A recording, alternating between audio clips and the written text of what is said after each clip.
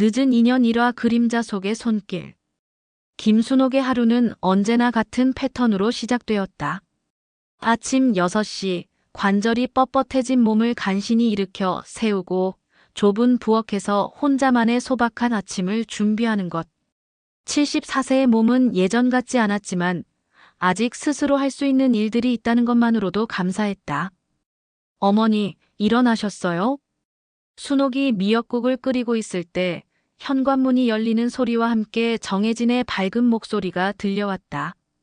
35세의 혜진은 6개월 전부터 이 다세대 주택 1층에 살면서 순옥을 돌봐주고 있었다. 처음에는 정말 고마웠다. 자식도 없이 혼자 사는 순옥에게 혜진은 마치 하늘이 보내준 천사 같았다. 혜진아, 이렇게 일찍 와서. 어머니, 아침 드시기 전에 약부터 드셔야죠. 혜진은 익숙한 듯 부엌으로 들어와 약통을 꺼냈다. 흰색, 노란색, 분홍색의 다양한 알약들이 작은 용기에 하루치씩 정리되어 있었다. 순옥은 처음에 이런 세심한 배려에 감동했었다. 혼자서는 약 먹는 시간도 자주 까먹었는데 혜진이 와서 모든 것을 체계적으로 관리해 주었으니까. 이 약들이 정말 다 필요한 건가? 순옥이 의문을 표하자 혜진은 걱정스러운 표정을 지었다. 어머니, 제가 간병사 자격증도 있고 경험도 많다고 했잖아요. 어르신들은 약을 제때 안 드시면 큰일 나요. 혈압약, 당뇨약, 치매 예방약까지. 하나도 빠뜨리면 안 되는 거예요. 순옥은 고개를 끄덕였다.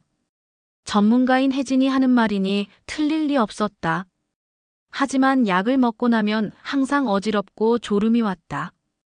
예전에는 오후에도 장 보러 나가곤 했는데 요즘은 하루 종일 집에만 있게 되었다. 그리고 어머니, 오늘 은행 업무 처리하러 가야 해요. 통장 정리도 하고 자동이체 설정도 다시 해야 하고요. 혜진은 순옥의 가방에서 통장과 카드를 꺼내며 말했다. 6개월 전부터 혜진이 모든 금융 업무를 대신 처리해주고 있었다. 처음에는 거동이 불편한 순옥을 위한 배려라고 생각했다. 혼자 은행에 가서 번호표 뽑고 기다리는 것도 힘들었고 복잡한 금융 용어들도 이해하기 어려웠으니까. 혜진아, 이번 달 생활비는 얼마나 남았지? 순옥이 조심스럽게 물었다. 기초연금과 기초생활수급비를 합쳐 월 80만 원 정도가 들어오는데 요즘 생활비가 빠듯한 것 같았다. 어머니, 걱정 마세요. 제가 다 계산해서 관리하고 있으니까요. 요즘 물가도 많이 올랐고 약값도 만만치 않아서 그래요. 그래도 제가 절약해서 쓰고 있으니까 믿으세요. 혜진의 설명에 순옥은 미안한 마음이 들었다. 자신 때문에 젊은 혜진이 고생하고 있는 것 같았다. 특히 혜진은 자신의 시간을 할애해서 돌봐주면서도 돈을 받지 않겠다고 했다. 가족 같은 마음으로 돌봐드리는 건데 무슨 돈이 필요해요라고 말하며. 하지만 뭔가 이상했다. 혜진이 오고 나서 외출하는 횟수가 급격히 줄었다. 처음에는 몸이 안 좋아서라고 생각했지만 가끔 나가려고 하면 혜진이 말렸다. 어머니, 요즘 날씨도 춥고 미끄러워서 위험해요. 필요한 거 있으면 제가 다 사다 드릴게요. 동네 복지관에 가서 다른 어르신들도 만나고 싶은데. 어머니, 복지관에 가면 감기나 독감 같은 병 옮을 수도 있어요. 어르신 나이에는 감기도 큰 병이 될 수 있거든요. 혜진의 말은 일리가 있었다. 하지만 순옥은 점점 답답함을 느끼기 시작했다. 사람들과 만나서 이야기하고 산책도 하고 싶었다. 그런 마음을 혜진에게 표현하면 혜진은 항상 건강이 가장 중요하다며 만류했다. 어느 날 오후 혜진이 은행 업무를 보러 나간 사이 순옥은 혼자 TV를 보고 있었다. 평소보다 약을 적게 먹어서인지 머리가 맑았다. 뉴스에서 독거노인 대상 사기 사건을 보도하고 있었다. 최근 서울 지역에서 간병인을 사칭해 독거노인들의 재산을 빼돌리는 사건이 연이어 발생하고 있습니다. 피해자들은 가해자를 친딸 같다고 믿었다고 진술했는데 순옥의 가슴이 쿵 내려앉았다. 뉴스 속 상황이 자신의 상황과 너무 비슷했다. 하지만 혜진은 그런 사람이 아닐 거라고 스스로를 달랬다. 혜진은 정말 자신을 위해 헌신하고 있었으니까. 그때 현관문이 열리는 소리가 들렸다. 혜진이 돌아온 것이다. 순옥은 재빨리 채널을 돌렸다. 왜인지 그 뉴스를 보고 있다는 것을 혜진에게 들키고 싶지 않았다. 어머니, 은행 업무 다 처리했어요. 그런데 이번 달 생활비가 예상보다 많이 나왔네요. 약값이 갑자기 올랐대요. 혜진이 피곤한 표정으로 말했다. 하지만 순옥은 혜진의 손목에 새로운 시계가 차여 있는 것을 발견했다. 비싼 브랜드 시계였다. 혜진아, 시계가 새 거네. 아, 이거요? 예전에 사놓고 못 차고 다니던 건데 오늘 찾아서 차봤어요. 혜진의 대답은 자연스러웠지만 순옥의 마음속에는 의심의 씨앗이 싹트기 시작했다. 정말 그냥 우연의 일치일까? 아니면 그날 밤 순옥은 잠이 오지 않았다. 뉴스에서 본 내용과 혜진의 새 시계, 그리고 점점 제한되어가는 자신의 일상들이 머릿속에서 맴돌았다. 혜진은 정말 자신을 돕는 것일까 아니면 창밖으로 새벽이 밝아오고 있었지만 순옥의 마음은 더욱 어두워져만 갔다. 하지만 그녀는 아직 모르고 있었다.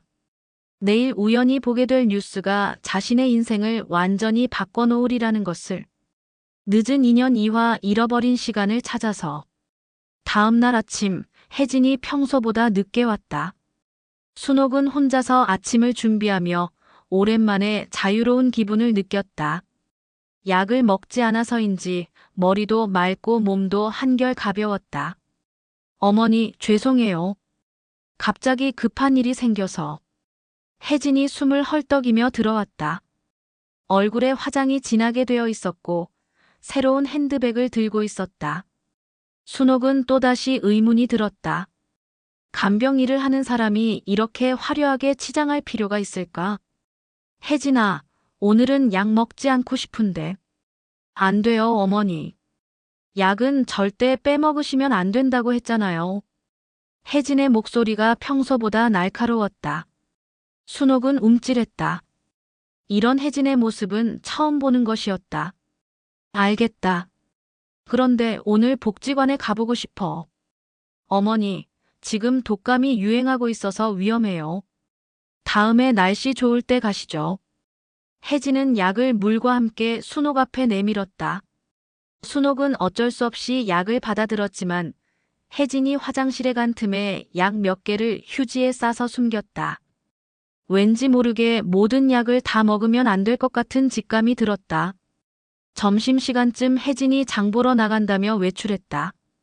순옥은 혼자 남겨진 시간을 이용해 오랜만에 TV를 자유롭게 돌려봤다. 뉴스, 드라마, 예능 프로그램. 그러다가 한 경제 프로그램에서 젊은 사업가를 인터뷰하는 모습이 나왔다.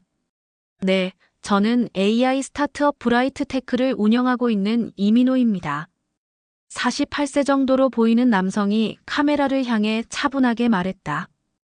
단정한 외모에 따뜻한 미소를 지닌 그의 모습에서 순옥은 묘한 친근감을 느꼈다.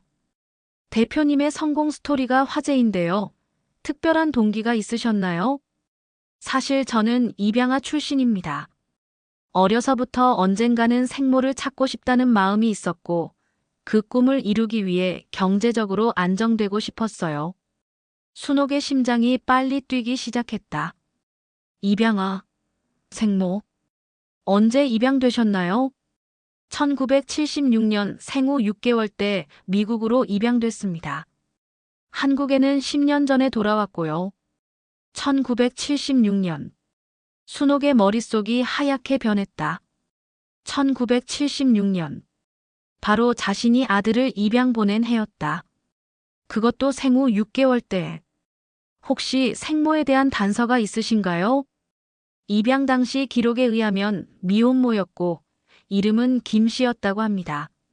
나이는 당시 26세였고요. 그리고 이민호가 잠시 말을 멈췄다가 조심스럽게 이어갔다. 생모가 저에게 준 이름이 민호였다고 하더라고요. 그래서 지금도 그 이름을 쓰고 있습니다.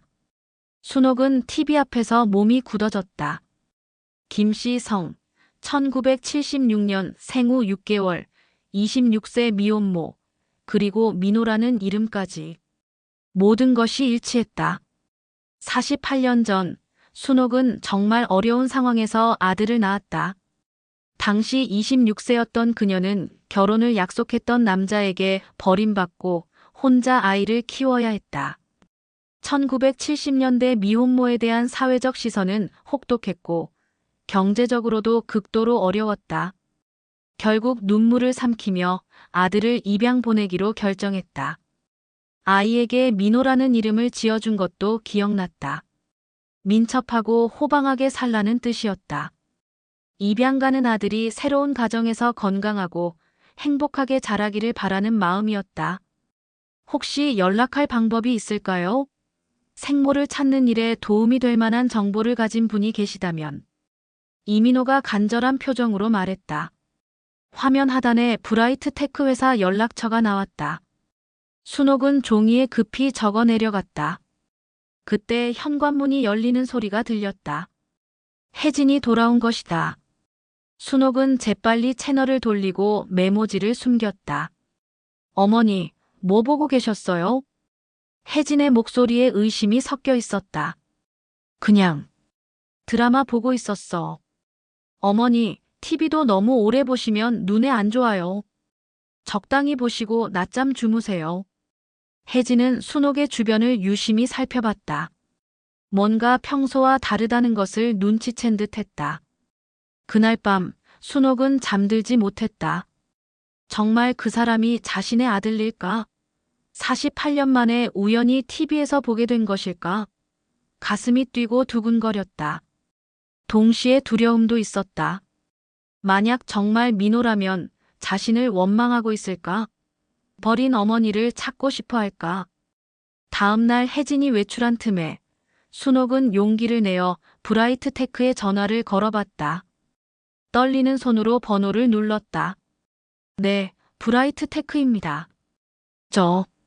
저는 어제 경제 프로그램에서 이민호 대표님 인터뷰를 봤는데요. 아, 입양 관련 문의이신가요? 그런 연락이 종종 오는데 개인정보 보호 때문에 직접 연결해드리기는 어렵고요. 순옥의 마음이 급해졌다. 저는 1976년에 민호라는 이름의 아들을 입양 보낸 어머니입니다. 전화기 너머로 잠시 침묵이 흘렀다. 잠깐만요. 확인해보고 다시 연락드리겠습니다. 연락처 남겨주시겠어요? 순옥은 자신의 전화번호를 남겼다. 하지만 집 전화는 혜진이 항상 받았다. 어떻게 해야 할까? 혹시 다른 연락 방법은 없을까요? 저는 복잡한 사정이 있어서. 그렇다면 내일 오후에 저희가 직접 찾아뵙는 건 어떨까요? 주소 알려주시면. 순옥은 망설였다. 혜진이 알면 큰일이다. 하지만 이 기회를 놓치면 다시는 아들을 찾을 수 없을지도 모른다. 그렇게 해주세요. 하지만 내일 오후 2시쯤에 와주시고 혹시 누군가 있으면 그냥 돌아가세요. 전화를 끊고 순옥은 가슴을 쳤다. 정말 그가 자신의 아들일까? 내일이면 알 수 있을 것이다. 하지만 혜진을 어떻게 보낼까? 그리고 만약 정말 민호라면 자신을 받아줄까? 밤늦게 혜진이 돌아왔다. 평소보다 기분이 좋아 보였다. 어머니, 내일 오후에 잠깐 외출해야 해요. 2시간 정도요. 순옥은 하늘의 도움이라고 생각했다. 괜찮아. 나 혼자 있어도 돼. 정말요? 그럼 혹시 모르니까 전화기는 제가 가져갈게요. 실수로 이상한 곳에 전화하실까봐. 혜진은 집 전화기를 분리해서 가져갔다. 순옥은 이상했지만 아무 말도 하지 않았다. 내일이면 모든 것이 밝혀질 것이다. 48년의 기다림이 끝날 수도 있고 아니면 더 큰 실망이 기다리고 있을 수도 있다. 하지만 순옥은 알아야만 했다. 그 사람이 정말 자신의 아들인지. 창밖으로 밤이 깊어갔지만 순옥의 마음은 내일을 향한 간절한 기대로 가득했다. 48년 동안 가슴속 깊이 묻어둔 그리움이 다시 살아나고 있었다. 혜진의 수상한 행동들도 잠시 잊혀졌다.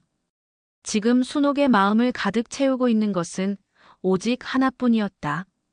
내일 오후 2시에 찾아올 사람이 정말 자신이 평생 그리워했던 아들일까 하는 간절한 기대였다.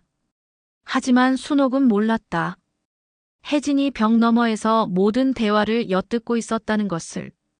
그리고 혜진의 머릿속에는 이미 새로운 계획이 세워지고 있었다는 것을. 마이너스. 운명은 때로 가장 예상치 못한 순간에 찾아온다. 하지만 그 운명을 가로막으려는 어둠의 손길도 함께 따라온다. 늦은 인연 삼아 진실의 순간. 다음 날 오후 1시 30분, 혜진이 외출을 준비하고 있었다. 평소보다 화려하게 차려입은 모습이었다. 어머니, 정말 괜찮으시죠?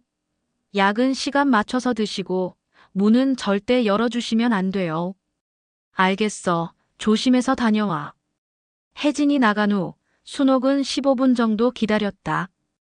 혹시 깜빡한 게 있어서 돌아올지도 모르니까. 하지만 혜진은 나타나지 않았다. 오후 2시 정각, 초인종이 울렸다. 순옥의 심장이 쿵쿵 뛰었다. 문을 열자 30대 중반의 젊은 여성이 서 있었다. 김순옥 어르신이세요? 저는 브라이트테크에서 온 박지은입니다. 네. 들어오세요. 박지은은 정중하게 인사하며 들어왔다. 그녀는 민호의 비서로 대신 와서 상황을 확인해 보라는 지시를 받았다고 했다. 어르신, 혹시 1976년에 정말 아이를 입양 보내신 게 맞나요? 네. 생후 6개월 때 민호라는 이름을 지어서. 순옥은 떨리는 목소리로 그 당시의 상황을 설명했다. 박지은은 꼼꼼히 메모를 했다. 그럼 저희 대표와 한번 만나보시는 게 좋겠어요. 하지만 확실한 확인을 위해서는 DNA 검사가 필요합니다. DNA 검사요? 네, 요즘은 입양 사기도 많아서요. 서로를 위해서라도 과학적으로 확인하는 게 좋습니다. 순옥은 고개를 끄덕였다. 당연한 절차였다. 그때 갑자기 현관문이 열리는 소리가 들렸다. 혜진이 돌아온 것이다. 어머니, 누가 와 있어요? 혜진이 놀란 표정으로 거실에 들어섰다. 박지은을 보며 경계심을 드러냈다. 저는 복지관에서 온. 박지은이 재빠르게 거짓말을 했다. 순옥도 상황을 파악하고 맞장구를 쳤다. 혜진아, 복지관에서 어르신들 건강 상담 온다더니. 아, 그렇군요. 하지만 미리 연락을 주시지. 혜진의 표정이 의심스러웠다. 하지만 박지은은 자연스럽게 상황을 넘겼다. 다음에는 미리 연락드리겠습니다. 그럼 어르신, 내일 복지관으로 오시면 자세한 상담 해드릴게요. 박지은이 명함을 건네며 말했다. 명함에는 복지관 이름이 적혀 있었지만 실제로는 민호와의 만남을 위한 연락처였다. 네, 감사합니다. 박지은이 나간 후 혜진이 명함을 빼앗아 봤다. 어머니, 요즘 사기꾼들이 많으니까 조심하세요. 복지관이라고 해도 믿으면 안 돼요. 그래도 공식적인 곳인데. 어머니, 외부 사람들과 만나는 것보다는 집에서 안전하게 계시는 게 좋아요. 혜진의 통제가 더욱 심해졌다. 하지만 순옥은 이제 이유를 알 것 같았다. 혜진이 자신을 외부와 차단시키려는 이유를. 그날 밤 순옥은 혜진이 잠든 틈에 조용히 방을 나왔다. 부엌 서랍에서 혜진이 보관하고 있던 자신의 통장을 찾았다. 잔액을 확인하고는 경악했다. 6개월 전에 300만 원 정도 있던 돈이 거의 바닥났다. 매달 들어오는 돈도 대부분 인출되어 있었다. 이런. 정말 사기꾼이었구나. 순옥은 뒤늦게 상황을 깨달았다. 하지만 지금 중요한 것은 민호와의 만남이었다. 일단 아들을 찾고 나서 혜진 문제를 해결해야 했다. 다음 날 아침 혜진이 평소보다 일찍 와서 약을 가져왔다. 어머니, 오늘은 약을 좀 더 드셔야 해요. 어제 사람들과 만나서 스트레스 받으셨을 것 같아서요. 평소보다 많은 양의 약이었다. 순옥은 의심스러웠지만 일단 받아들였다. 혜진아, 오늘 복지관에 가보려고 하는데. 안 돼요, 어머니. 어제 그 사람들 뭔가 수상해요. 저도 복지관에 확인해 볼게요. 혜진은 단호하게 외출을 막았다. 하지만 순옥은 포기할 수 없었다. 화장실 좀 다녀올게. 순옥은 화장실로 가서 약들을 변기에 버렸다. 그리고 조용히 박지은이 준 명함의 번호로 전화를 걸었다. 여보세요? 저 어제 복지관에서 오신 어르신. 오늘 오시기로 했는데 지금 상황이 안 좋아요. 혹시 다른 방법이? 알겠습니다. 제가 다른 분과 함께 찾아뵙겠어요. 1시간 후 초인종이 다시 울렸다. 혜진이 문을 열자 박지은과 함께 온 40대 남성이 서 있었다. 안녕하세요. 동사무소에서 나왔습니다. 독거노인 복지 확인차 왔는데요. 동사무소요? 예약도 없이? 혜진이 당황했지만 공무원이라고 하니 쉽게 막을 수는 없었다. 어르신, 혹시 생활에 불편한 점은 없으세요? 혹시 재정 관리에 어려움은?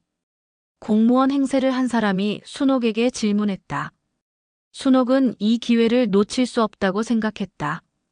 사실, 제가 아들을 찾고 있어요. 48년 전에 입양 보낸 어머니. 혜진이 순옥의 말을 가로막으려 했다. 하지만 순옥은 계속했다. 이 사람이 제 돈을 계속 가져가고 있어요. 통장도 카드도 다 가져가서. 어머니, 무슨 말씀을 그렇게 하세요? 제가 어머니를 위해서 관리해드리는 거잖아요. 혜진의 얼굴이 창백해졌다. 상황이 예상과 달리 흘러가고 있었다. 어르신, 좀 더 자세한 이야기를 들어보겠습니다. 혹시 개인적으로 상담받을 수 있을까요? 공무원이 혜진을 견제하며 말했다. 박지은도 재빠르게 개입했다. 저도 복지관에서 이런 사례를 많이 봤는데 정확한 상황 파악이 필요할 것 같아요. 혜진은 더 이상 버틸 수 없다는 것을 깨달았다. 그녀는 갑자기 가방을 들고 일어섰다. 저는 급한 일이 있어서 잠깐 나가겠어요. 잠깐만요. 공무원이 혜진을 막았다. 상황 확인이 끝날 때까지 기다려 주시기 바랍니다. 그때 혜진의 가방에서 여러 장의 통장이 떨어졌다. 모두 다른 노인들의 이름으로 되어 있었다. 이건 뭡니까? 저는 여러 어르신들을 돌보고 있어서. 혜진의 변명은 점점 궁색해졌다. 공무원은 즉시 경찰에 신고했다. 30분 후 경찰이 도착했고 혜진은 연행되었다. 조사 결과 혜진은 최근 2년간 8명의 독거노인을 상대로 같은 수법을 써왔던 것으로 드러났다. 순옥은 그제야 자유롭게 숨을 쉴 수 있었다. 박지은이 조심스럽게 다가왔다. 어르신, 이제 저희 대표와 만나보실 수 있을 것 같은데요. 정말 제 아들일까요? 확인해봐야겠지만 가능성이 높아 보입니다. 다음 날 오후 순옥은 생전 처음으로 강남의 고층 빌딩에 발을 들여놓았다. 브라이트테크 사무실은 깔끔하고 현대적이었다. 하지만 순옥의 눈에는 그 무엇도 들어오지 않았다. 오직 곧 만날 사람에 대한 생각뿐이었다. 회의실 문이 열리고 이민호가 들어왔다. 48세의 그는 TV에서 본 것보다 더 따뜻한 인상이었다. 순옥은 그 순간 확신했다. 그의 눈매, 미소, 심지어 걷는 모습까지 어린 시절 기억 속의 모습과 닮아 있었다. 어머니. 민호가 떨리는 목소리로 말했다. 그도 순옥을 보는 순간 뭔가를 느꼈던 것 같았다. 민호야. 정말 너니? 순옥의 눈에서 눈물이 흘러내렸다. 48년의 시간이 한순간에 무너져 내렸다. DNA 검사 결과를 기다려야겠지만 저도 느낌이 와요. 어머니. 민호도 눈물을 글썽였다. 미안해. 정말 미안해. 그때는 정말 살 길이 없었어서. 어머니, 괜찮아요. 저는 좋은 가정에서 잘 자랐어요. 그리고 이렇게 다시 만날 수 있게 되어서 감사해요.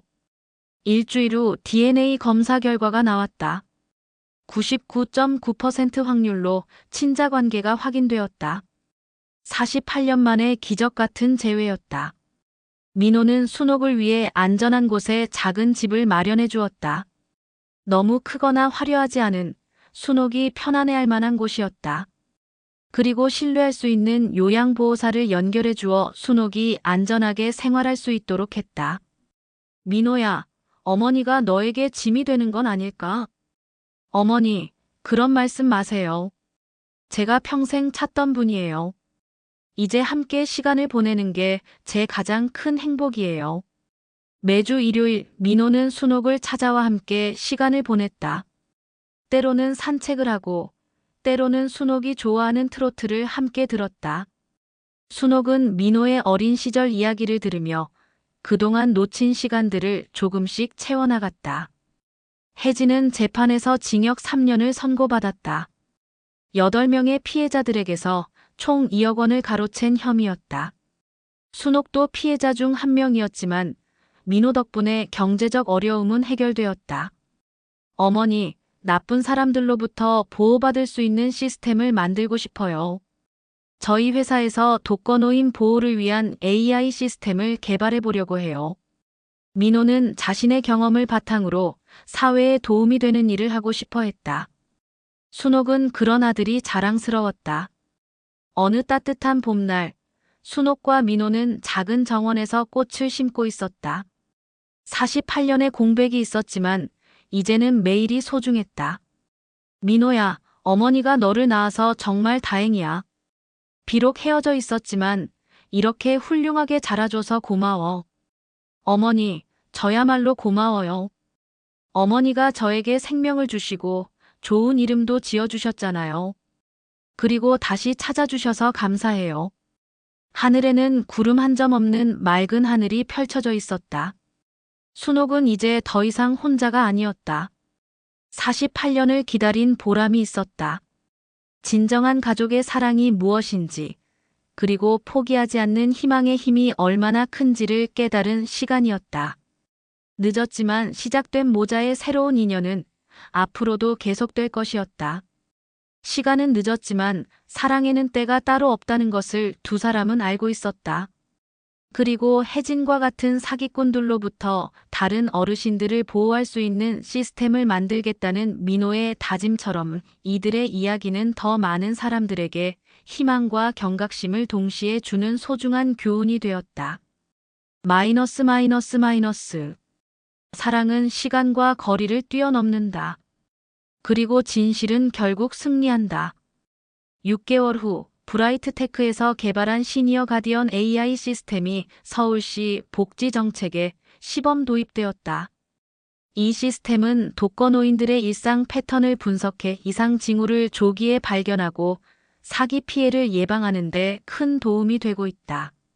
순옥은 이제 작은 집에서 평온한 일상을 보내고 있다. 매일 아침 정원에서 꽃에 물을 주고 오후에는 동네 복지관에서 다른 어르신들과 시간을 보낸다.